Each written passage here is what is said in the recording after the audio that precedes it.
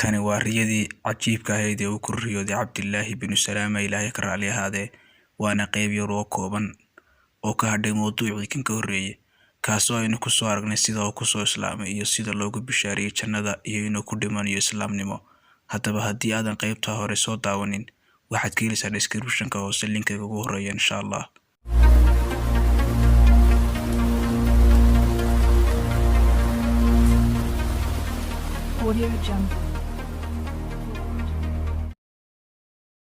Cabdillaahi Ilaahay ayaa ka raali ahaadee wuxuu ka sheekeeyey inuu habeenku riyooday nin u yimid oo gacanta qabtay, kadibna wuxuu arkay fardo taagan jidka dhinaciisa bidix, wuxuuna doonayay inuu fardaha mid ka mid uu ku boodo, balse ninkii gacanta haya ayaa ku yidhi ha qaadanina, ayagu waa asxaabta bidixda.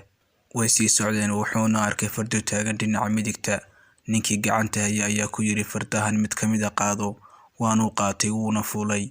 Ninkiina wuxuu amray inuu fuulo buur, balse wuu fuuli kari waayey. Markasta uu buurtaas fuulo wuu ka dhacaa faraska isagoo daba dhulka ku dhufanaya.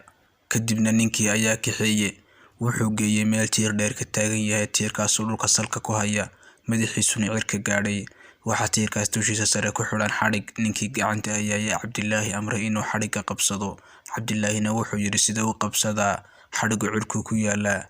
Dabadeedna ninkii gacanta intuu qabtay ayuu sare u tuuray, wuxuuna qabsaday xadhigga. Isagoo xadhigga haysta ayuu hurdada ka soo kacay. Kadibna Nebiga sallallahu calayhi wasallam ayuu warka u sheegay.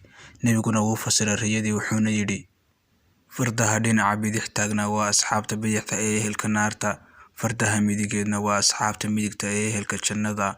Buurtuna waa buurtii shuhadada, mana gaadhaysid inaad shahiid noqoto. Tiirka dheer ee cirka gaadhayna waa tiirka islaamka, xadhigguna waa xadhigga islaamka, kamana suulaysid inaad haysato xadhigga ilaa intaad ka dhimanayso.